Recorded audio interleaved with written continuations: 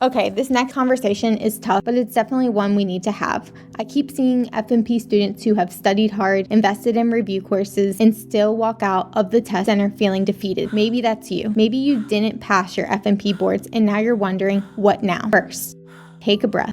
This video is going to give you a clear roadmap, step-by-step actions to recover, refocus, and set yourself up so your next attempt is the one where you pass with flying colors.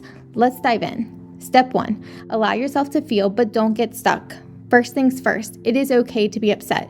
You worked hard, you invested your time and energy, and you didn't get the outcome you were hoping for. Allow yourself that space. Maybe it's a day, maybe it's a weekend. Maybe you need a weekend to not look at the material because your brain and body need a reset. Otherwise, you're going to burn out before you even get a chance to regroup. So the key here is set a limit though. Don't allow yourself to be upset or be hard on yourself for days on end. Allow yourself to feel, but only temporary. Don't let a temporary setback turn this into a permanent stall. Step number 2, analyze what happened. The next step is honest self-reflection. Forget the quick advice like, oh, just switch to the other exam and you'll pass.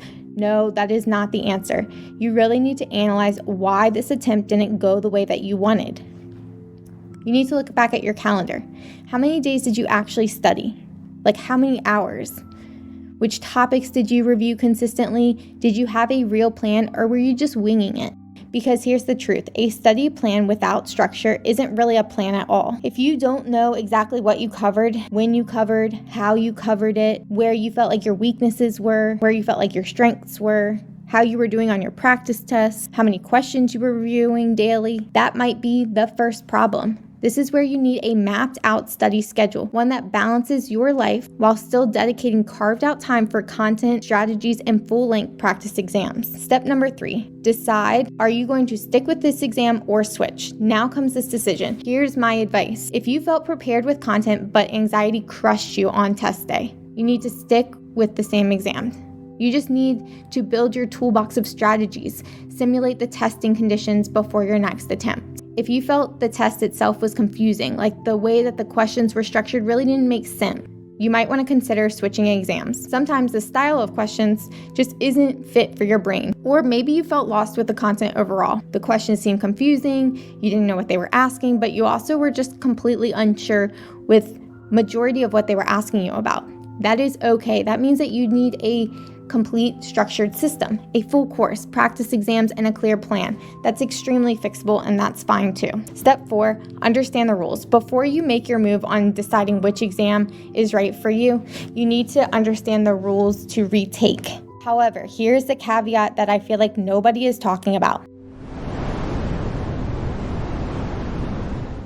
Life events matter here. Let's say that you have a wedding, a big move coming up, a baby due. These big events will matter because as we said before, the ANCC requires a 60-day time period before you can retest versus the AANP requires those 15 continued education hours. Because of these retake rules, you might decide that one test works better for you than another. Step number 5, build a smarter plan. Now that you know where you went wrong and what your testing options are, the key is now to build a more effective, smarter plan.